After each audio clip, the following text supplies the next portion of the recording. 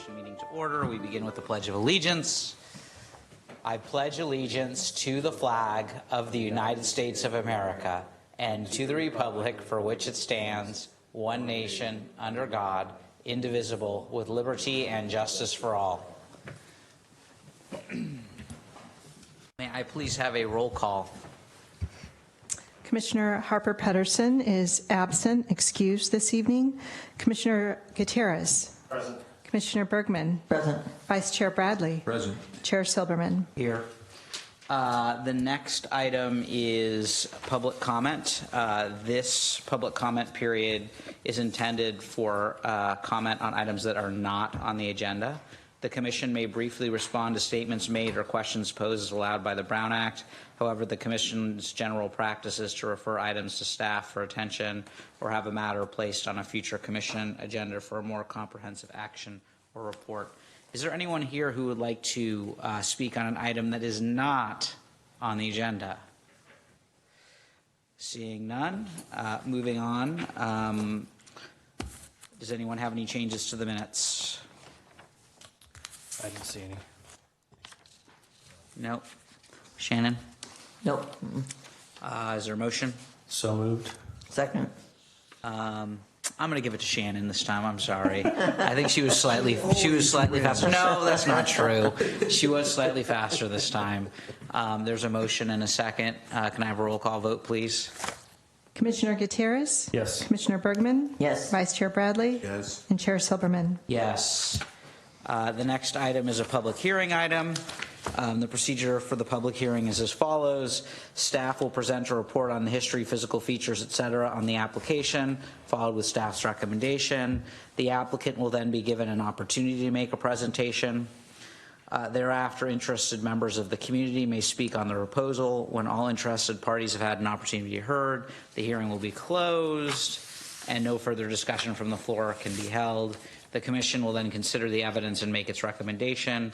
Be aware that if you challenge a public hearing item in court, you may be limited to raising only those issues you or someone else raised at the public hearing described in this notice, the public notice, or in written correspondence delivered to the city at or prior to the public hearing.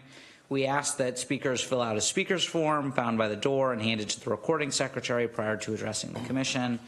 We also ask that the speaker come up to the microphone to speak since the meeting is being recorded. Both of those actions will assist staff in preparing the minutes. The item is 2091 Greenwood Avenue, design review for a first and second floor addition to an existing residence and stream setback determination. Does staff have a presentation? We do, thank you. Before you begin, I just make an observation just for me. It used to be that when we did the notices, in our packet was a list of the addresses that were noticed. I didn't see that in here. The reason why that matters to me is, like for instance, in this particular, I recognize this address.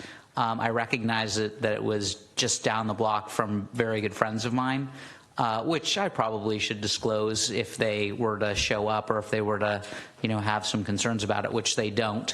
As far as I know, but I think it's a helpful thing. Do as you will. We can make sure to include the list and the map both next time. Yep. That's it. Okay. That's all I got. Okay. You're up. Thank you. Good evening, Commissioners. My name is Andrea Martisich, and I will be presenting this item this evening. As you mentioned, the item before you is a request for design review for an addition to a single-family residence, as well as determination of a stream setback at 2091 Greenwood Avenue. This project site has a general plan designation of single-family residential and a zoning designation of RS6 single-family residential. The existing conditions include an existing single-family home on site. The lot itself is 5,142 square feet. It is adjacent and surrounded by other single-family residences, and Britton Creek is located to the rear of the lot. So to orient you with the site plan, Greenwood Avenue is on the left side of the screen. The creek, Britton Creek, is to the right side of the screen. I highlighted the green line highlights the 25-foot stream setback. Again, just to orient you in terms of the relation of the house to that line. The lot itself is located on Greenwood between Cordilleras and Orange. A large 219-inch bay tree is located at the rear of the lot.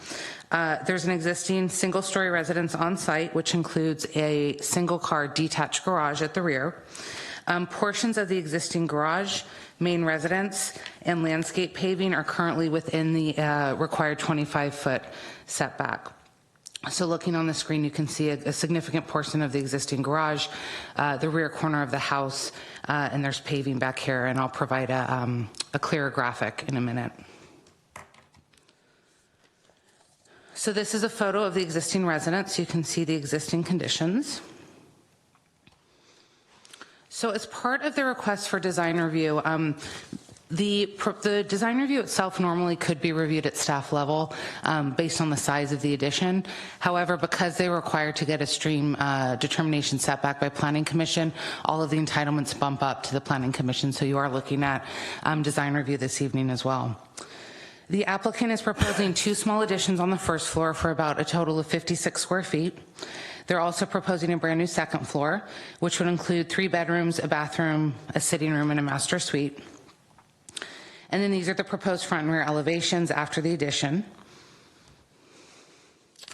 This is the left elevation. I did cloud the covered balcony at the rear because I will be talking about that later. That's a portion of the second story that is within the 25-foot setback. So built on top of the existing house, but within that setback. And then the right elevation as proposed. So this is a rendering of the residence after the addition. The main body of the residence would be smooth stucco cement and off-white. The applicant is proposing a standing seam metal in medium bronze. And I note in the staff report that the applicant would also like to request permission to have an alternate roof material, which would be composition shingles in brown. The preference right now is for the standing seam. However, if they do decide to go with the composition shingles, want to avoid coming back to the Planning Commission for that material change should they decide to move forward with that. So staff advised that they should propose both alternatives for you to see this evening.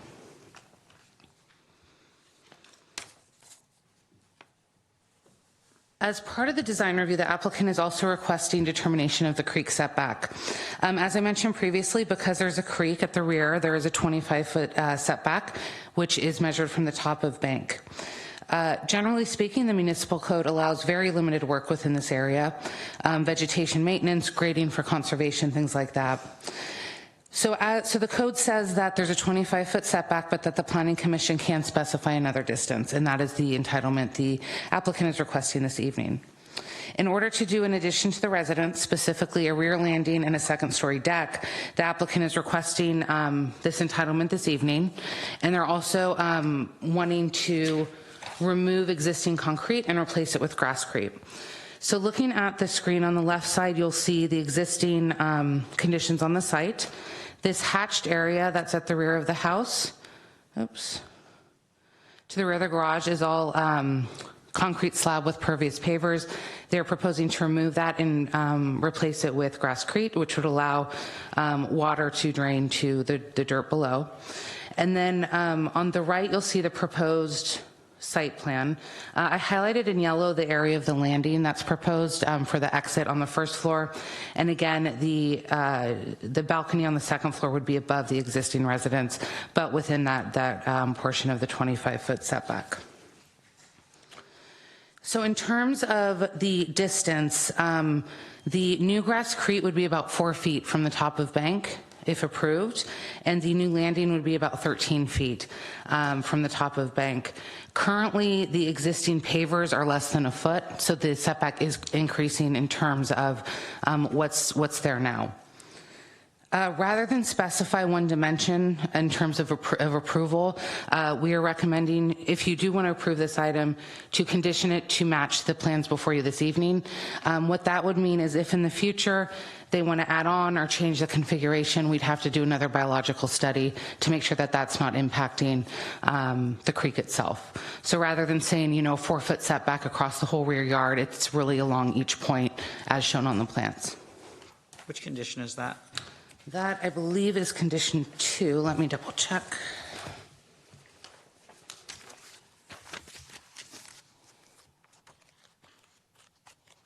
Yes, condition number 2 on packet page 21.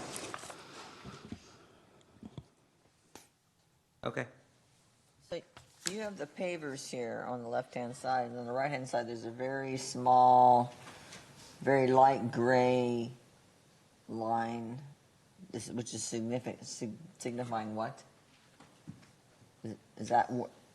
Let me just make That's sure. like the huge waffle area on the left. This area and then- here? Yeah. Let me pull up the plans and I can, do you know off the top of your head? Or? Yeah, so, I don't know why that plan isn't clearly denoting it. That outline represents where the grass creek's gonna be. Everything beyond the grass creek is planting area. So the grass creek is planting area as well, but I didn't actually, that plan doesn't differentiate the two. The gray area signifies where the grass creek will be placed. And it might show up in a future graphic with the colors. So to clarify, that is all where So the grasscrete is all kind of this area the faint gray, there, and then beyond that is all. landscaping. So the next few graphics are from the H.T. Harvey report, who are the biologists that studied the proposal. So this is just a diagram showing existing conditions, and I just wanted to include it to show the top of bank line, which is that green dotted line, and the portion of the existing house and site that's already encroaching into the 25-foot setback, and that's that gray colored area. The next two slides show existing and proposed in terms of pervious and non-pervious areas. So on the left, you can see the yellow areas are impervious, while the pink are the pervious areas. And on the proposed plan, you can see that the impervious areas are being reduced by about 50% from what's there now. So seeing more of the pink area, more of the pervious area with the new proposal. As part of the review process, a consultant, H.T. Harvey, was hired to review the impact of the proposal on the bank. The consultant reviewed both the proposal as well as the proposed best management practices that the applicant proposed. The report concludes that the new setback would actually improve the site's ecology, again, because the impervious surface is being reduced and the creek setback is increasing from what is there. Also, importantly, there's not going to be any loss or trimming of the trees, specifically that bay tree. The property owner, as a condition of approval number 27, the property owner will also be required to submit an arborist report outlining tree protection measures prior to the issuance of a building permit. And those measures will have to be indicated on the building plans as well. As the study concludes that the project will improve the ecology of the site and reduce the amount of stormwater runoff, staff has no objections to the proposed improvements. The complete H.T. Harvey study is included in your packet as attachment 7. And then in terms of the CEQA determination, I just wanted to go over the steps we took for this. So the city hired an outside consultant to review the applicant's proposal as well as the H.T. Harvey report to determine the status of the project under CEQA. So although the biology study found no impacts, we did want to go a step further and make sure that we can actually declare it exempt. So the consultant did find that it could be exempt under section 15301, which is existing facilities. And that documentation is included as attachment 8 in your packet. Specifically, the project can be exempt because the increase in floor area would be less than 10,000 square feet, which is a threshold set by CEQA. And the project is in an already developed residential area. Although portions of the project are within the setback, the project site is already developed with the landscaping and the home, and it was determined that the project would not impact the creek or remove any vegetation, riparian vegetation. Or the wildlife? Is there any wildlife back there? Did we There's a few things. So the study found that the vegetation there didn't really support healthy wildlife. However, Not even like the ground spotted wood rat. the dusty-footed, no. You remember. It's not even, I don't know its name, but you know what I'm talking about, right? So. Yeah. But as part of the best management practices, so condition number 29, these are actually things the applicant agreed to, which includes, keeping out of sort of the sensitive areas, and keep being aware of nesting seasons for birds and taking certain precautions with that if there's any nesting birds found in the area. But there was no specific wildlife found in the area, and it wasn't listed in our general plan as an area of sensitive ecological concern. So in terms of CEQA, it was determined the project would not have a significant effect on the environment. The proposed remodel does not include any new structures and involves minimal grading and site disturbance. And the project involves negligible or no expansion of the existing use. In terms of public outreach, the applicant or the property owners conducted outreach. The city received 4 forms, none of which had any concerns. As a result of the public notice for this evening, staff did receive a phone call from a neighbor to the rear asking clarification questions, but not expressing concern with the project, just wanting to understand better what the entitlements were. This is the formal motion. Should you wish to approve the item, I'm available for questions, and the property owners and project architect are also here as well. Thank you. Yeah, I'm just either can answer. I'm just looking.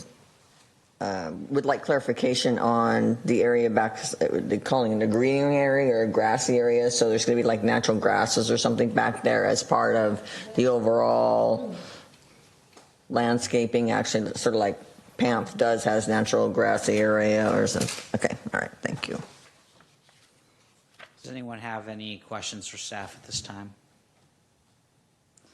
Does the applicant wish to do anything?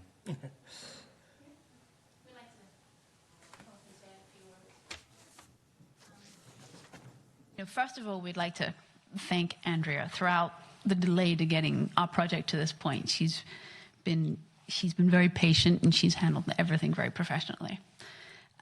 So a little bit about us. We've lived in the property for about 15 years. We both grew up in San Carlos and Rapid City. We've got 3 growing daughters, and we need more room, but we don't need the maximum amount of room. We could have gone larger, and we chose not to. And our architect Una is here. So if you have any technical questions. So we originally submitted the plan in, I think, June 28th of last year, and it's taken a long time to get to this point. And we kind of feel that it's been a frustrating year for us, and I'm sure it's been relatively frustrating for Andrea too. But we do feel that up until December, when we realized we had to do the creek setback, it was a complicated process, and we weren't really given very much clear guidance from the city. And I don't know if it was because it was a learning process for them too, but we weren't really told you should do this, you should do that. We kind of had to stumble to our own conclusion that we have to go and get the creek setback. And we probably could have taken 3 or 4 months out of the process if, the city had just said to us, look, you got to get the creek setback, do that. There's no way you're going to be able to do any work on your house unless. So just putting that out there that, in the future, maybe the city could give property owners a little bit more help when it comes to things like that. And I also want to bring a little bit of attention to an address 1747 Greenwood Avenue, which is also on the creek, our side of the road. It's a little bit of a bigger lot than ours, but it's going to be a demolished house. And because the new building is not going to be within 25 feet of the creek setback, they don't have to do any of this. However, there is a garage that basically sits on the creek back there, and it's going to get demolished, and it's going to be returning the land to what it was, which is why they don't have to do any requirements for SECRA or the creek setback. And I just feel that it's still going to cause damage to the creek. They're going to be tearing down this garage. They're going to have tons of heavy equipment back there. So if they're not made aware of these CEQA requirements and the creek setback requirements that we've had to do, then, there's going to be damage to the creek. And I mean, we've been in the community for years. This is a developer coming in down there and just doing everything. So they're not tied to the community like we are tied to the community. We're going to do everything we can to protect the creek. And we just feel that almost all projects sitting on a creek, whether they're in the 25 feet setback or not, should have to go through the same process that we've had to do. If you want to. Yeah, that's the ironic thing of getting the creek setback is part of the, we're really modifying the vertical surface of the back wall to take one window and one door and turn it into a double French door so we can admire the creek, which unfortunately triggers all of this extra work and stress, et cetera. And I want to emphasize again, we understand the intent, but really at 1747 and, they're going to have that equipment. And then we've gone through, we have to wash tires. We can't fuel things on site. We're not going to have any heavy equipment back there. Again, we're just moving a window and a door into a double door and all that stuff. And it's like, we understand we want to protect the creek. We are part of the, we do the creek cleanups. And to see and look at that, and it's just, we encourage you to, not get rid of CEQA. We understand the creek setback. We believe in the creek setback. But I think more guidance for the homeowners in terms of what they need to do, but also looking at it, look, any construction within the creek, regardless of whether it should have CEQA approval or not from the state, should be required to follow the basic guidelines of wash your tires, make sure you're not fueling stuff. I mean, they don't even have to prevent runoff from going into the creek. They're going to be demolishing this thing anytime. It could rain, and all of that could go directly into the creek. They're not required to do anything to prevent that. Could you speak to that? Because it seems, from what you're saying, it seems awfully odd, and I'd like to know what the actual standards say with that, just to respond to that, because that's I share your concern. I think we want to take care of the creek, and I just want to know what the zoning states. That project actually isn't before us. And I know, but so from a Brown Act standpoint, staff can give us very, very basic information. That's all I'm asking. Yeah, that's all. I'm not asking to solve any problem here, but I just want to, just for my own information, understand. I'd also observe, just generally speaking, it seems like there's some stuff that's getting mixed up. CEQA is the California Environmental Quality Act. It requires review, environmental review of projects. The creek setback is part of our zoning. But anyway, if you're staff, if you are aware and you would like to briefly respond, you certainly may. What we can provide in this setting is, I don't have the details about the project, and we're not going to talk about that anyways, but I can share with the commission and with community members like yourself that when projects are being done in proximity to the creek, whether or not they need some sort of prior approval by the Planning Commission, that the building division is always looking at that. And if there's ever a need to get an additional permit, which we often refer to as a JARPA permit, the Joint Aquatic Resources, I can't remember what it's in the staff report, then they are directed to do so. So it's not like we don't look at these things, even for projects that maybe don't come all the way to the Planning Commission. So just to let the community know, it is a concern. The creeks are a concern, and we have policies in our plan, and that is one of the reasons why we have the 25-foot setback requirement. But there is flexibility in the code that allows us to consider an alternative, and then whenever we do, we really look at those carefully, because we want to provide the decision makers with enough information to feel comfortable about making a decision, and that they have the information they need to do so as far as impacts to the creek. Is there any relevance to whether something is and this is generally speaking, whether it's relevance to whether something's a garage or the primary residence? It would be any development. Any structure, really. Mm-hmm. Okay, all right. That's all I want. I didn't want to delve deeply in it, but I know you're concerned, and I wanted to see if we can partially address some of your concern. Thank you. Thank you. Does anyone have any questions for the applicant? Is there anyone here who would like to make public comment on this project? I'd entertain a motion to close. Well, one other thing. Do we have any rendering of what it will look like from the rear at all? If we don't, that's fine. But is there like have you made a rendering? Andrew, did you get those? The landscaping, or no, not the landscaping, just the house. Okay. I move to close the public hearing. Is there a second? I'll second it. Roll call, please.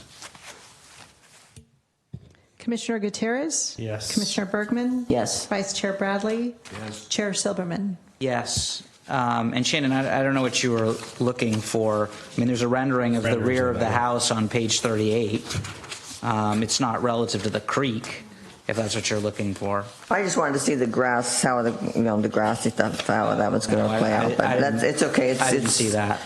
I can tell by the work that they've done here that they're actually taking a lot of, it's obvious that you've taken a lot of care in what you've put together. Is there any discussion among the commission? Any other questions for anyone? Can the staff put the motion back up? Someone want to make that motion?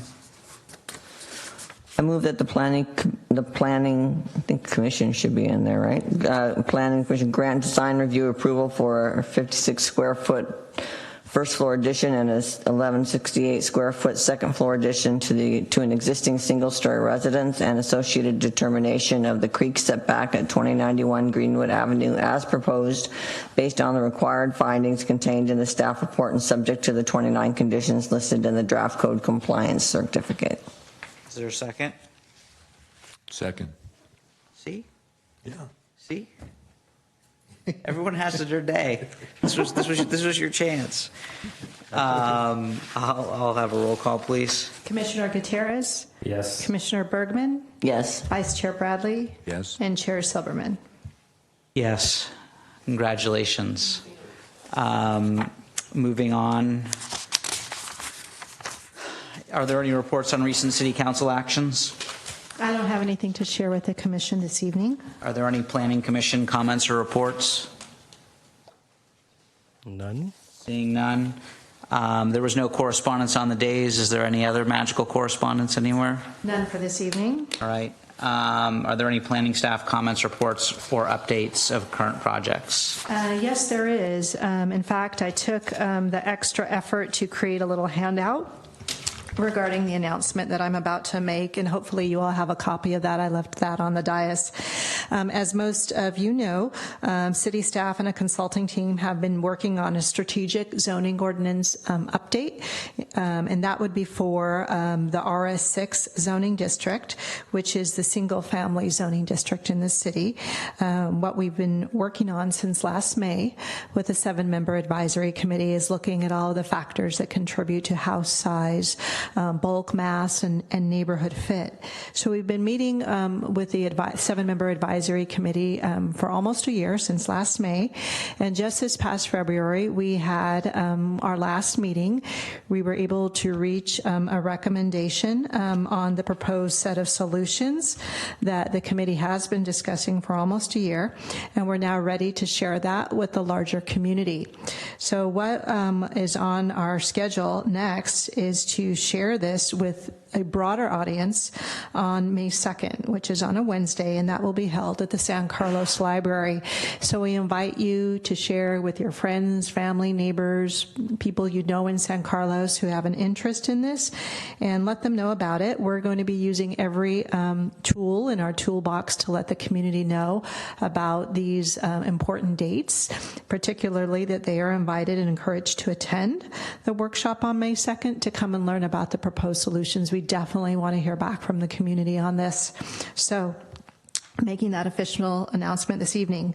Following that workshop, we are going to be moving ahead with the next step, which is a study session with the Planning Commission that's scheduled for May 21st. Before we dive into a more public hearing, there's a lot of information to share, so a study session, we believe, is the appropriate kind of effort or event to schedule with the commission, and then we would move on early June for our first formal hearing with the Planning Commission.